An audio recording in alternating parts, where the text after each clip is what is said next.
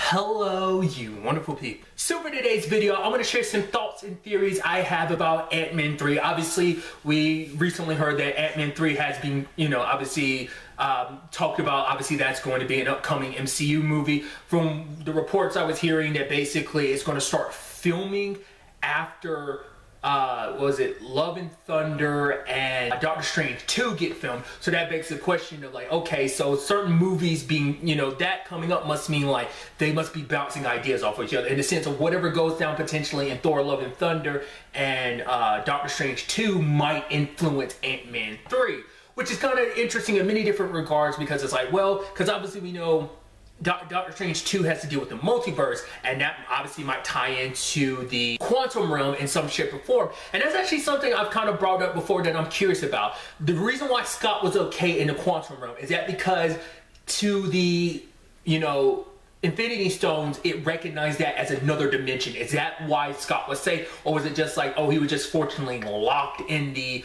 quantum realm? Could have been the thing he was so small it didn't register. Could have been the thing of it just didn't, count because it was technically another universe, another dimension. So it makes me wonder about that. I don't know if that's something they're ever going to clarify, and maybe there is clarification out there that I'm just not aware of, but it just makes me wonder, like, is it simply because it counted as a different universe and Thanos was snapping to get rid of half of this universe? So that begs the question, especially if we are dealing with like the multiverse thing that, even though it was a lie in Far From Home, the whole question is like, well, maybe it was a lie that, Quentin Beck came up with, but the fact of the matter is there might be some truth to it. Like obviously the snap did tear open multiple universes and stuff like that. Like I said, there were 4 snaps. Thanos did 2, Banner did 1, and Tony did a final 1. So that's 4 snaps. That's, once again, 4 snaps of cosmic energy that obviously they're going to have some ripple effect across, the cosmos in some shape or form. It just seems like there has to be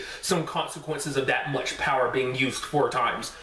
In that respect of being like a universal, power, like of something happening all at once. But we'll see in the grand scheme of things. And like I said, I'm curious to see if that ties over into Ant-Man, 3, whatever that ends up being. And I'm curious, are we going to get more into the quantum realm? Because that's still something like, it's there a little bit in 1, and it plays a significant part in 2 because it's set up for everything that revolves around an endgame of time travel and everything like that, which I don't think they're ever going to do the time travel thing, but maybe someone else is going to take the quantum realm to try and do the time travel thing. Someone in the future could apply the quantum realm into using that as a time travel thing. So that could be part of our story in Ant-Man 3 in that regard. If someone from the future used the quantum realm like that, I don't know.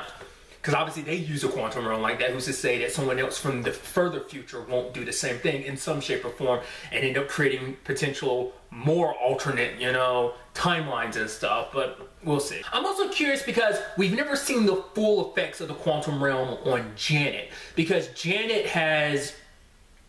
The fact of the matter is she's been in there for decades, and we saw glimpses of it when it came to like, her basically helping stabilize Ghost. But other than that, like, we don't know the long-term effects, and that might be something we see in the 3rd movie of like Janet not being quite right, that like certain things just being off about her having spent so long in the quantum realm, and or maybe there would be something that was in the quantum realm that burst out. That could be the storyline of like things from that world and that dimension start bleeding over into this world and dimension. So I'm curious to see what happens. And also another big thing is Ghost herself. Like obviously the last time we saw her, she went off with, I'm blanking on, is it Bill? I was about to say Bill, Lawrence Fishburne's character. What about Ghost? Because we know that they went back into the quantum realm because they needed to gather quantum energy to help fix Ghost, because her situation, she constantly once again, they never really clarify whether it's a thing of she constantly needs it, or is it just kind of like they were getting more energy to,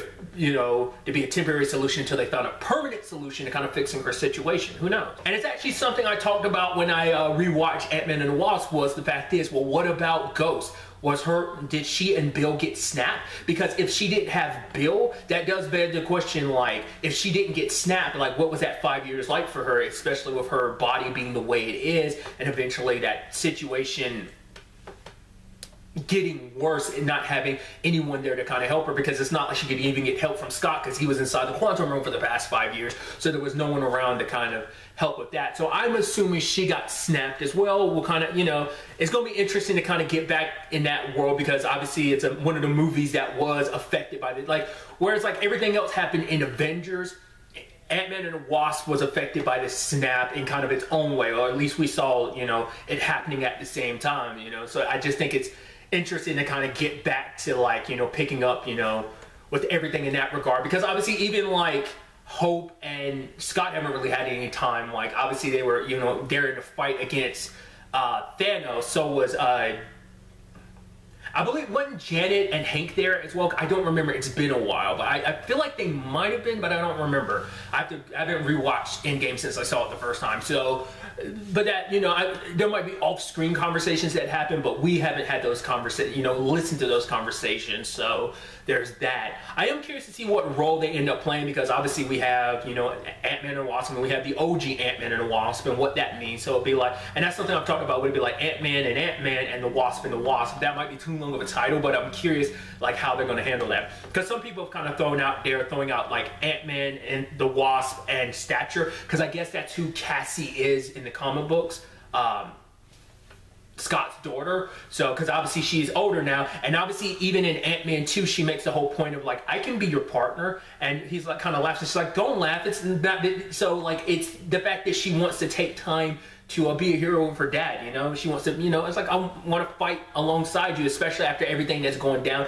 He was gone for 5 years, so she probably doesn't want to take the chance that she'll lose him again. So it's like, I'm gonna be on the front lines with you, which that's probably going to be an issue in itself. It's actually something I talked about, I think, with the Ant-Man and the Wasp rewatch, was Cassie might have issues, because every time she turns around, her dad's going out of her life for long periods of time. He was in jail, and then came back. And now, like, when he was in her life again, oh, wow, you've been gone for 5 years. And granted, once again, the way Endgame looks at Cassie's situation, it seems like she was by herself the entire time. Because I was almost thinking, like, oh, she was going to be the next Wasp, but if she's actually someone else in the comic books, I'm sure we're going to be seeing that storyline pop up of, like, oh, she picks up this mantle. Another thing that has to be considered going into this movie, and I'm glad other people have kind of thrown out there too, about Luis is going to get a suit in the next one. I completely forgot about it until I rewatched Ant-Man and the Wasp. Luis made a point of like, yo, can I get a suit? I mean, it'd be cool to have powers. I mean, actually, it doesn't even have to have powers. It could just be, you know, a suit. I just think it'd be cool. So I think Luis is going to get his option. He's going to get a suit. And a great suggestion I've heard was it on I want to say it was Hyper Heroes. They had talked about the fact is Luis needs to do a recap about like, yo, I was here and then I wasn't, and I came back. It's like 5 years. Like, we got to get Luis doing like some like a recap of like, yo, the craziness is going down. Like, even if you start the movie off with that, that'd be awesome. But I would love to see Luis. I think it's not like I hope. I believe we're going to see Luis have his hero moment and be like, yo. Especially him and the others, like the whole crew kind of getting their hero moments. I mean, obviously they've had their hero moments too, because they took down, and I'm blanking on his character's name, but Walter Goggins' character and in Ant-Man and the Wasp, like, they like, oh yeah, we got these criminals. So yeah, I think we'll see them potentially kind of take up more role of a hero role going forward, maybe. What's also interesting too, because obviously there is a little bit of a criminal element with each of the movies, like, oh, we're going to steal something in some shape or form. So it's like, what's the next sort of crime heist type of thing they're going to go through? I know some people are like, those movies aren't as crime heisty as people they were kind of pitched as being, you know, because obviously Endgame ended up being a bit of more of a heist than anything. It ended up being a time heist. So, I mean, that could be an element we see kind of in Ant-Man 3. I mean, obviously the whole time travel thing isn't something they're going to tackle, I'm sure, because it's like, that was an Endgame thing. Those were those circumstances. We're not going to touch it. But like I said, they might not have a choice in the matter, because someone else might kind of you know, take advantage of that situation and make it like, oh, you know, we're going to use time travel for our own purposes to do whatever it is we need to do, whether it's something nefarious or maybe someone has the best of intentions. I don't know. I'm curious to see what that ends up being, but I think that is going to be a big element. And someone had pointed it out recently. I forgot what I was watching. I think it was something, I want to say Collider Movie Talk it might have been, but they talked about the fact is that Ant-Man movies are kind of like the most family-centric movies, because Scott is one of the few people, you know, those movies in general, but definitely with Scott and definitely with Hank, are the only ones with actual families. So what that all means for them. Like, I think the next movie is going to be like a very family movie, because there's a lot to kind of fill in. Like, obviously everything between Scott, Hope, and Cassie, and then the same thing kind of reflects with Hank and Janet. They got to make up for lost time and what that means for them. Obviously we had the whole phases haven't been full. Well, obviously 4 has been fully mapped out now, obviously the most recent edition of the 3rd Spider-Man movie. But other than that, phase 5, we got some thoughts about where things go. Obviously there's a whole Blade situation, there's this Ant-Man movie, what else that might necessarily entail, we'll kind of ultimately have to wait and see. But I am so curious to see what they would do with a 3rd Ant-Man. Would this be them closing that out? Would this be Scott walking away from this? Will Hope be walking away from this? Will this be Cassie's, you know, because some people throwing out there, oh, we're getting some Young Avengers type of thing going on, which obviously something I'm not that familiar with, but I got the basic concept of like the next generation of Avengers and what that means for them. Like, maybe we see Cassie at the very end of the movie kind of like, okay, I'm doing my hero thing. Dad walked away from it, but so I'm curious to see what ends up happening in that regard. I can't even make a suggestion about who I'd want for a villain, because I'm not familiar with Marvel villains at all. I'm not, like, any villains that I might have been familiar with have kind of been thrown out there, and the only ones I'm the most familiar with are Spider-Man villains, so I wouldn't even know what villains to kind of pull from. Because if I'm remembering correctly, Ghost isn't typically even a Ant-Man villain. I think Ghost is typically someone else's villain, but for the movies they made Ghost. I mean, and obviously Ghost wasn't even kind of like a villain, so once again, I do hope they do bring back Ghost. I feel like you have to, because that story thread's out there, so you might as well kind of. But also, Hannah John comment, I'd want her to pop up anyway, just because I adore her, because I love her as Dutch on Killjoy. So any excuse to have her back in the movies, I'm all for it. I'm also curious because, I brought up the whole element of kind of the heist element of the movie, and obviously the family element. But I'm curious, are they going to be small? Is going to be a small movie again? Because obviously there is the whole thing of, out of any of the movies, they tend to be the smallest movies. Just obviously, I think it just fits who the character is, who Scott is, that he's kind of like a little bit of like, I'm kind of in the background, except for like certain movies like Civil War and Endgame, where he kind of steps out to the forefront to it in certain regards. But I'm curious. I'm also curious to know if there's going to be any lasting effects from the quantum realm for him. I mean, for him, it felt like 5 hours, but he was in there for 5 years. Like, you would think, even though he wasn't in there as long as Janet, there still might be ramifications for being in there as long as he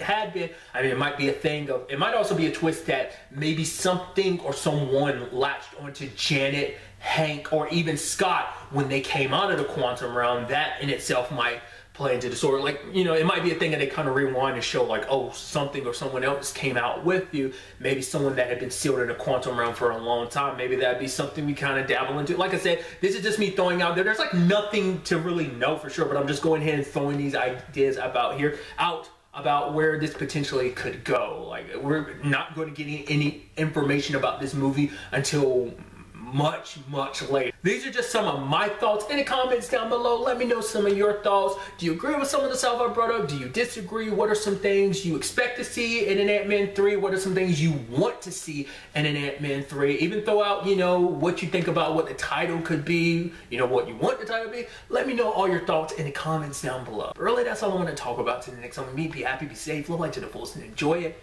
Good day and goodbye.